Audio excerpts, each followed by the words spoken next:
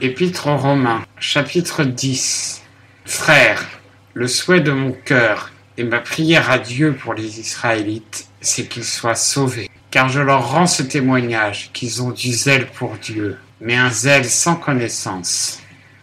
Car ne connaissant point la justice de Dieu et cherchant à établir leur propre justice, ils ne se sont point soumis à la justice de Dieu.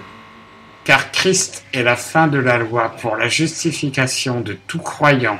En effet, Moïse décrit ainsi la justice qui vient de la loi. L'homme qui fera ces choses vivra par elles. Mais la justice qui vient de la foi parle ainsi. Ne dis point en ton cœur, qui montera au ciel? C'est en faire descendre Christ. Ou qui descendra dans l'abîme? C'est faire remonter Christ d'entre les morts. Que dit-elle donc? La parole est près de toi, dans ta bouche et dans ton cœur. Voilà la parole de la foi que nous prêchons. Elle dit que si tu confesses de ta bouche que Jésus est le Seigneur, et que tu crois dans ton cœur que Dieu l'a ressuscité des morts, tu seras sauvé. Car on croit du cœur pour obtenir la justice, et l'on fait confession de la bouche pour le salut. En effet, l'Écriture dit, « Quiconque croit en lui ne sera point confus. » Car il n'y a point de distinction entre le juif et le grec, parce que tous ont un même Seigneur, qui est riche pour tous ceux qui l'invoquent. Car quiconque invoquera le nom du Seigneur sera sauvé. Comment donc invoqueront-ils celui auquel ils n'ont point cru? Et comment croiront-ils en celui dont ils n'ont pas entendu parler?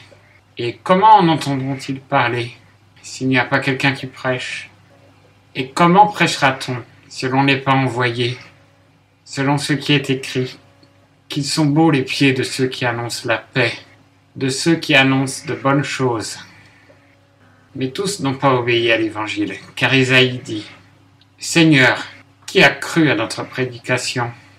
La foi vient donc de ce qu'on entend, et ce qu'on entend vient de la parole de Dieu.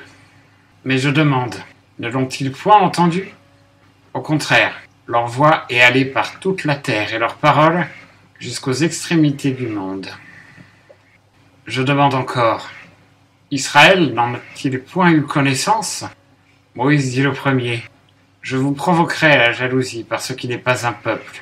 Je vous exciterai à l'indignation par une nation privée d'intelligence. Et Ésaïe ose dire, j'ai été trouvé par ceux qui ne me cherchaient point. J'ai été connu par ceux qui ne s'informaient point de moi.